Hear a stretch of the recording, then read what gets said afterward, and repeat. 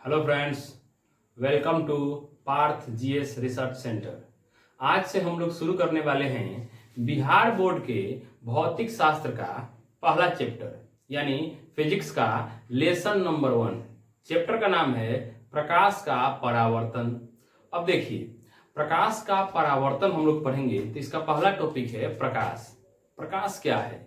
तो प्रकाश एक प्रकार की ऊर्जा है जो वस्तुओं को देखने में सहायता करता है। ठीक है, प्रकाश एक प्रकार की ऊर्जा है जो वस्तुओं को देखने में सहायता करता है। इस ब्रह्मांड में दो ही चीज है दोस्तों। इस पूरे ब्रह्मांड में धरती, आकाश, पाताल, ब्रह्मांड, सूर्य, तारे, कुछ भी देख लीजिए तो पूरे ब्रह्मांड में दो चीजें हैं, या तो ऊर्जा है नहीं तो पदार्थ है, या खाली स्थान। ठीक है, ऊर्जा है नहीं तो पदार्थ है। तो पदार्थ को हम लोग द्रव्य बोलते हैं। द्रव्य का मतलब पदार्थ। ठीक है, अब पदार्थ की आप तीन अवस्थाएं पढ़े हैं, ठोस, द्रव और गैस। तो ठीक है, या तो इस पूरे ब्रह्मांड में पदार्थ है या ऊर्जा है। ठीक है, तो आप ये भी पढ़े हैं या पढ़ेंगे आगे कि भाई पदार्थ ही ऊर्जा बनता है और ऊर्जा ही पदार्थ बनता है। हम पदार्थ को ऊर्जा में बदल सकते हैं और ऊर्जा को पदार्थ में बदल सकते हैं। जैसे एग्जाम्पल समझते हैं, आप किरासन तेल लाएं तो किरासन तेल, ठीक है, ये तो पदार्थ का रूप है। इसको आपने लालटेन में डाला और जला दिया, तो जब जला रहे हैं तो किरासन तेल क्या है? पदार्थ है। ठीक है, द्रव्य का एक रूप है, लेकिन जब वो जल रहा है तो प्रकाश कर रहा है, यानी ऊर्जा में बदल जा रहा है। यानी द्रव्य किस में बदल गया? ऊर्जा में बदल गया। ठीक है, कोयला से हम लोग बिजली बनाते हैं, तो कोयला क्या है? पदार्थ है। उससे बन गया बिजली। बिजली क्या है? ऊर्जा है। तो पदार्थ से क्या बन गया? ऊर्जा। ठीक है, वैसे ही हम लोग खाना खाते हैं, चावल खाएं, दाल खाएं, कोई भी चीज खाएं, तो खाना खाएं, खाना क्या है? पदार्थ है। और खा लिए तो शरीर को मिल गया एनर्जी, यानी वो पेट ने क्या किया? खाना को किस में बदल दिया? ऊर्जा में बदल दिया। अब हम लोग एग्जाम्पल देखते हैं कि ऊर्जा से पदार्थ कैसे बनता है। ठीक है, अब खेत में आपने खेत को जोत दिया, गेहूं छींट दिया। अब देखिए, गेहूं का कितना दाना छींटे थे? एक दाना छींटे थे। जैसे बहुत सारा दाना छींटे थे, लेकिन सब दाना अलग अलग पड़ा, तो एक दाना से 3 महीने बाद एक गेहूं का पूरा पौधा निकल जाता है, उसमें से कई गेहूं निकल जाते हैं। तो एक गेहूं से इतना गेहूं कैसे बना? एक पदार्थ से इतना पदार्थ कैसे बना? तो आप कहेंगे उसमें जल का भी महत्व है, उसमें मिट्टी का भी महत्व है, और मिट्टी में कई प्रकार के तत्व मिले हुए हैं, जैसे कैल्शियम है, नाइट्रोजन है, इत्यादि है। ठीक है, लेकिन इन सब के अलावा एक जो विशेष पदार्थ वहां काम कर रहा है, एक विशेष तथ्य काम कर रहा है, उसका नाम है प्रकाश। यानी अगर सूर्य का प्रकाश ना हो, ठीक है, तो क्या आपका खेती हो पाएगा? प्रकाश संश्लेषण की क्रिया नहीं हो पाएगी। ठीक है, तो देखिए, प्रकाश क्या है? ऊर्जा है। उस ऊर्जा की सहायता से उतना छोटा सा एक गेहूं के बीच से कितने गेहूं निकल गए? तो यहां पर क्या एग्जाम्पल समझ में आ रहा है? ऊर्जा का पदार्थ में बदलना। तो मैं कहना यह चाहता हूं कि पदार्थ ऊर्जा में बदलता है और ऊर्जा पदार्थ में बदलता है। उसी तरह प्रकाश एक प्रकार का ऊर्जा है जो वस्तुओं को देखने में सहायता करता है। ठीक है, अब देखिए यहां लिखा है, प्रकाश का परिभाषा वही लिखा है, प्रकाश एक प्रकार का ऊर्जा है जो वस्तुओं को देखने में सहायक है। अब आप जानते हैं प्रकाश एक अनुप्रस्थ तरंग है। ठीक है, अब देखिए, प्रकाश के आधार पर वस्तुएं दो प्रकार की होती है, या एक अन्य तरीके से देखेंगे तो 3 प्रकार की होती है।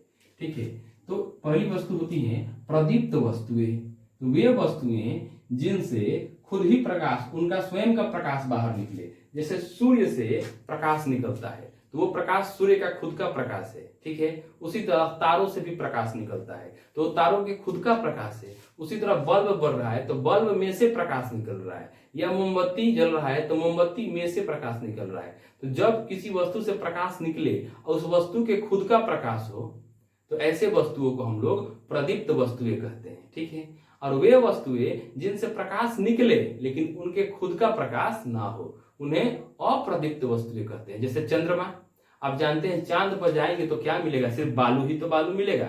चंद्रमा पर प्रकाश नहीं है, लेकिन सूर्य का प्रकाश जब चंद्रमा पर पड़ता है तो चंद्रमा चमकता है। तो चंद्रमा से प्रकाश आता है, लेकिन वो चंद्रमा का खुद का प्रकाश नहीं है, इसलिए चंद्रमा क्या हो गया? अप्रदीप्त वस्तु। उसी तरह ये कलम है। देखिए, कलम हम लोगों को दिख रहा है, कैसे दिख रहा है?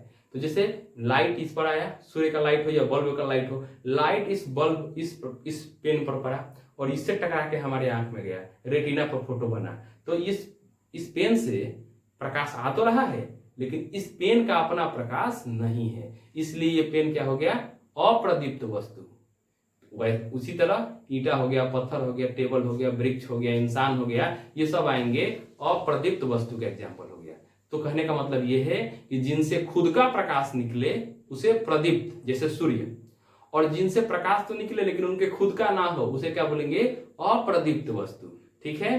अब देखिए, पदार्थ जो प्रकाश के आधार पर वस्तुओं को तीन तरह से और भी बांटते हैं। कौन कौन से, तो देखिए यहाँ पे पारदर्शी, अपारदर्शी और पारभासी। तो पारदर्शी वस्तु किसे कहेंगे, ठीक है, पहले इसको समझते हैं तीनों को। पारदर्शी, पार माने आर पार और दर्शी का मतलब होता है देखना, दर्शन माने देखना। तो जिस वस्तु के आर पार हम लोग देख पाते हैं वो पारदर्शी। जैसे हवा देखिए, हम, ठीक है, हम मान लीजिए मेरा आंख यहाँ है, ठीक है, और ये कोई भी वस्तु, ये बोर्ड यहाँ है, बीच में तो हवा माध्यम है ना, फिर भी मेरे को ये दिख रहा है, यानी प्रकाश हवा को आर पार कर जाता है। तो जिस माध्यम को प्रकाश आर पार कर जाए उसे पारदर्शी माध्यम कहते हैं, या फिर जिस माध्यम के आर पार दिखे उसे पारदर्शी माध्यम कहते हैं। अब सवाल रहा कि प्रकाश किस माध्यम को आर पार कर सकता है, तो बात समझिएगा कि प्रकाश का भी अपना एक आकार होता है, ठीक है। तो जिन माध्यमों के कण दूर दूर होंगे उनसे प्रकाश आर पार कर जाएगा। तो जिस वस्तु से या जिस माध्यम से प्रकाश आर पार कर गया वो वस्तु खुद नहीं दिखेगी।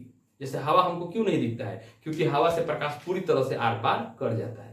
तो कहेंगे पानी तो दिखता है, हाँ, पानी से प्रकाश आर पार करता है लेकिन पूरी तरह नहीं करता है, कुछ ना कुछ प्रकाश का परावर्तन होता ही है, तभी जाके पानी दिखता है। अगर परावर्तन नहीं होता तो पानी हमको नहीं दिखता। जैसे हवा से प्रकाश का परावर्तन नहीं होता है इसलिए हवा नहीं दिखता है। तो पानी में प्रकाश का अपवर्तन भी होता है और परावर्तन भी होता है। अब आप कहेंगे ये अपवर्तन परावर्तन क्या है, तो इसी चैप्टर में पढ़ना है। फिलहाल ये देखिए कि पानी से भी प्रकाश आर पार कर जाता है। ये अलग बात है कि पूरी तरह से नहीं करता है, लेकिन अधिकतर प्रकाश आर पार कर जाता है। उसी तरह शीशा से भी प्रकाश आर पार कर जाता है। तो पारदर्शी माध्यम वो हो गए जिनसे प्रकाश आर पार कर जाए या जिनके आर पार हमको दिखे। तो पारदर्शी माध्यम का एग्जाम्पल क्या हो गया, हवा, जल, कांच। उसी तरह अपारदर्शी, जिनसे प्रकाश आर पार न करे, अब जैसे दीवार हो गया, लोहा हो गया, तो उनमें इतना उनके कण एकदम नजदीक है, उन कणों के अंदर से होकर प्रकाश आर पार नहीं कर सकता है, टकरा के लौट जाएगा। इसलिए ऐसे माध्यम को अपारदर्शी वस्तु कहते हैं। अपारदर्शी माने जिसके आर पार हम न देख पाए, दर्शन न कर पाए, वो अपारदर्शी वस्तु, ठीक है। और पारभासी, जिनसे कुछ दिखे कुछ न दिखे, धुंधला दिखे, जैसे कुहासा में कुछ प्रकाश पार करता है कुछ नहीं करता है, इसलिए कुछ दिखता है कुछ नहीं दिखता है। तेल लगा कागज, एक कागज में तेल लगा दीजिए, ऐसे देखेंगे तो कुछ दिखेगा कुछ नहीं दिखेगा। घिसा हुआ कांच, ये सब क्या है, ये सब वस्तुएं हैं पारभासी वस्तुएं। तो यहीं पर इस वीडियो को खत्म करते हैं, मिलते हैं इसी चैप्टर के अगले वीडियो में। धन्यवाद।